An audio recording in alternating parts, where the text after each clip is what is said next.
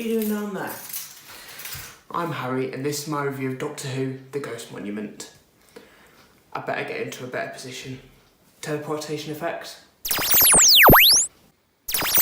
Hello and welcome to my review of Doctor Who, The Ghost Monument. I've already said that. I am a massive fan of the new opening titles. They feel very much like a modern version of the original 60s Hartnell titles, which is great. The theme as well, it's so mysterious and it really puts you in the mood to watch Doctor Who. Also, they were designed by John Smith, which is that guy that did that Who Lock trailer a few years ago, and I think he did the Day of the Doctor fake trailer as well. The way the TARDIS team survived last week's cliffhanger was kind of convenient, but it was alright, I suppose. It kind of... oh well. I do like the way they explained why they ended up in space and not near the TARDIS.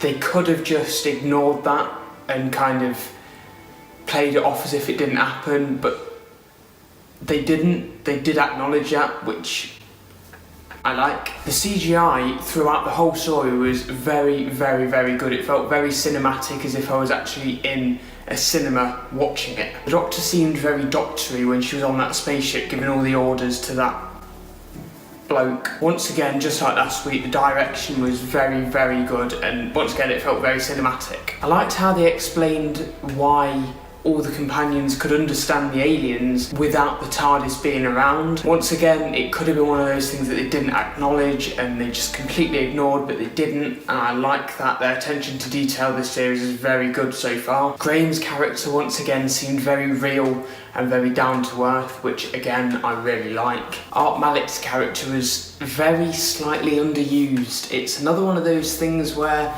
it happened a lot during the Moffat era, and a little bit during the RTD era, where you get a big guest star, which would be really good if they were used well, but they weren't used well. It's not to say he wasn't used well, he just wasn't used enough. The whole plot was very simple, but it works very well. I loved that little bit when they were trying to explain the currency to the Doctor, human beings. I liked how Graham, Yaz and Ryan were all making comparisons between the TARDIS and a police box in Sheffield. Now, I believe that police box that we're talking about is a real thing. If it is, I'll put it up the screen now.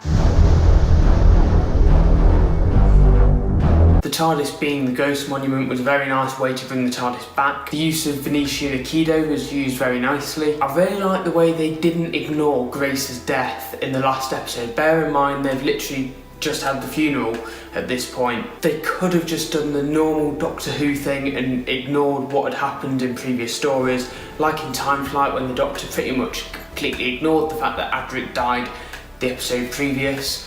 I know this is slightly different, but still, I'm glad they didn't ignore that. I like the development they gave to the other two people. I think it's Epso and something else. These two characters that we've only just met and we're only going to meet in this story presumably were developed very well for characters that were just used once, which is good. Obviously at one point Yaz spoke about her family, her dad, her sister, whatever. Yaz is still yet to sort of stand out to a lot of people, I think. For me personally, I know they're going to give her that development, it's just a matter of when. The robot guard things, their aims were bloody awful. It's like the same aim as a Star Wars Star Trooper. Now, who did I steal that line from? It's either Vote Saxon 07 or the Who Addicts, I'm not quite sure. Ryan's Call of Duty moment was hilarious in my opinion. It was kind of out of place, kind of silly, but it kind of worked. It's nice to see Chibnall trying to create his own big villain in the Stenza. I don't think as a villain they were too built up in episode 1, but presumably if episode 10 is going to be kind of wrapping up the whole series rather than just being a completely standalone story, the Stenza are going to come back in a much bigger way, in the same way the Daleks did in series 1 and Cybermen in series 2, etc, etc. There's a nice little LGBT reference. I think that's it. Is it LGBT?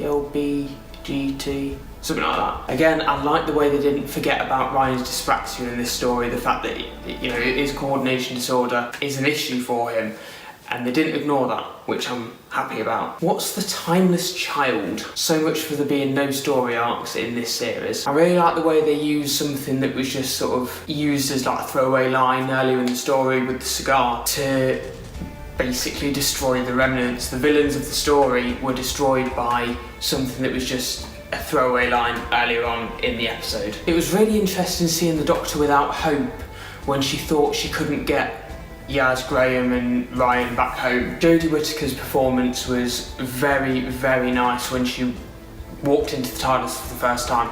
And talking about that scene, it was a beautiful scene. I know a lot of people have sort of bawled their eyes out at that scene. It wasn't that amazing for me, but it was a really, really nice scene in my opinion. In terms of the console room, I like it. I preferred Capaldi's just because I prefer it when it looks like an actual spaceship as opposed to something that they've just thrown together or that's grown. This feels very much like the Russell T Davies era TARDIS, but in more of a crystallised form, which I prefer to the coral look, but like I said, I still prefer the Capaldi console room. The actual console, I can't say I'm a massive fan. The little glass police box that's on the console, I'm not sure how I feel about it. Clayton Hickman seems to really love it, so if he likes it, I'm kind of okay with that, because he's like the biggest TARDIS expert you'll ever find, and if he's alright with it, you've kind of got to be alright with it. Talking about Clayton Hickman, I completely agree with him on this episode.